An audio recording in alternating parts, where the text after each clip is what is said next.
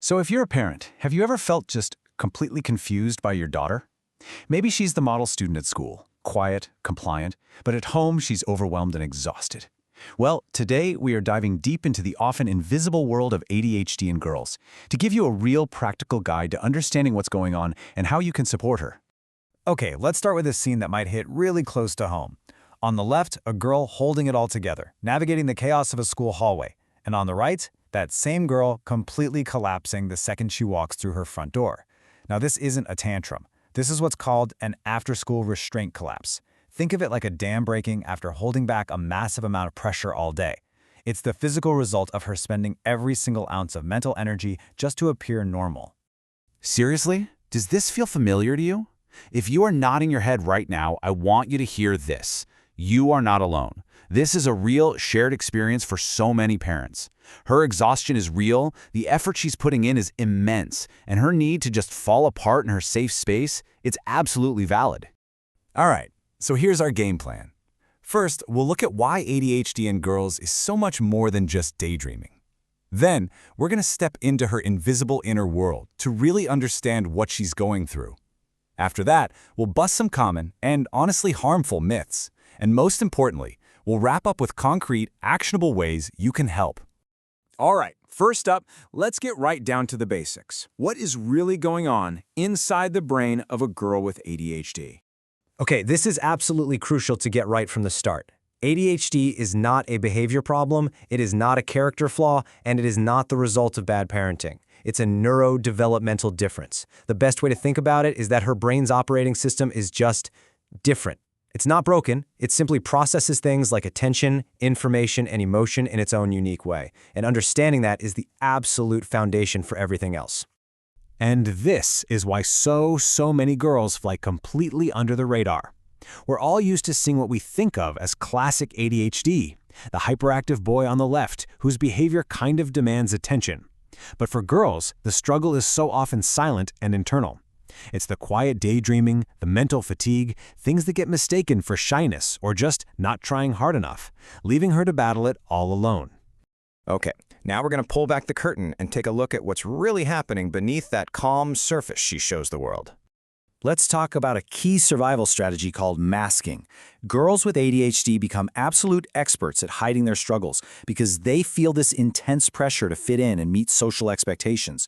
So they wear this mask, this performance of being okay, being perfect, being organized. But behind that smiling mask, they are just exhausted and completely overwhelmed.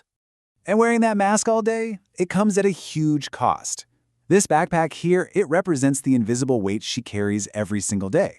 It's filled with the stress of constantly monitoring her every word, her every action, of suppressing her real needs. And over time, that leads to serious burnout, anxiety, and a deeply damaged sense of self. So what does this internal struggle actually feel like for her? Well, it's her mind racing a million miles an hour, even when her body is sitting perfectly still. It's a chronic forgetfulness that isn't about being careless. And it's this constant mental fog that makes trying to organize her thoughts feel impossible. These are not personality flaws, they are signs of a neurodivergent brain at work. You know that feeling when your computer has a million tabs open and it starts to slow down and glitch? That is her brain all day, every day. She's processing the teacher's lesson, what a friend just whispered, social anxiety, what she needs to do for homework tonight, all at the same time. It drains her mental battery at a shocking speed. So that collapse after school, it's not a choice, it's a biological necessity.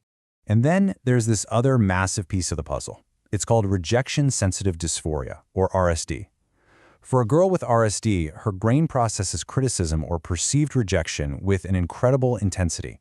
So imagine you're just trying to offer some helpful feedback on her homework. To her, it can feel like a devastating personal attack, triggering this wave of shame and intense self-doubt. Okay, so now that we have a window into her inner world, let's use that understanding to tackle some of the biggest myths that keep girls from getting the support they so desperately need. And this is the big one, right? The one we hear from teachers and even tell ourselves. We see the A's on the report card and we just assume, well, she must be fine. But those grades often hide a story of incredible struggle. But here's the reality. She is likely trying 10 times harder than almost everyone else in that class. Those A's are costing her late nights, missed hangouts with friends, and constant anxiety. She isn't just succeeding, she's overcompensating at a steep personal price. She doesn't just need praise for her willpower, she needs real accommodations that acknowledge the monumental effort it takes her to get there. Okay, what about those meltdowns? Or when she just won't do a task? It is so easy to see that as defiance, but I want you to try and reframe it. Almost every time, that behavior is a signal of an unmet need. Her brain is either totally overloaded or she's reeling from that intense emotional pain of RSD we just talked about. And all that perfectionism, staying up until 2 in the morning to get every little detail just right, it's usually not driven by ambition. It's a coping mechanism fueled by this paralyzing fear of being found out, the fear that someone will see that she struggles with things that seem to come so easily to everyone else. And this is why getting this right is so important. Because after years of fighting this silent battle, she starts to internalize these awful messages. She doesn't think, I have a brain that works differently. She thinks, I'm lazy, I'm a failure, something is fundamentally wrong with me. And that can shape her identity for years to come. Okay, that was heavy, I know. But the good news is we can absolutely change this story for our daughters. So let's move into our final section and talk about what you can start doing at home today. First things first, and this is a big one. The goal here isn't to fix her. It's not about making her more normal. It's about changing the environment around her so that her unique brand can succeed. It's about giving her the tools and support she needs to thrive as her authentic self. So, what does that actually look like in practice? Well, since her internal organization system is a challenge, help her build one on the outside. We're talking visual planners, color-coded everything, timers, checklists. These aren't crutches, they are essential tools. Think of them like an external hard drive for her brain, freeing up precious mental energy for everything else. And when it comes to those big, overwhelming emotions, the focus has to be on prevention, not punishment.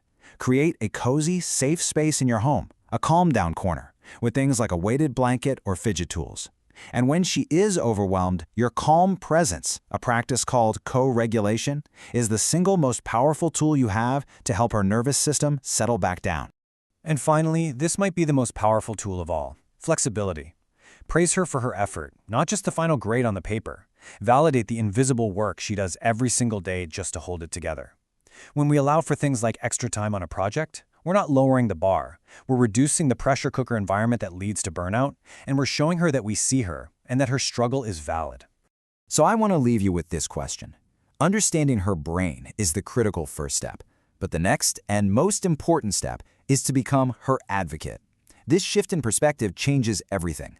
It's about realizing our job isn't to force her to change for the world, but to change the world around her to better fit her brilliant, unique mind.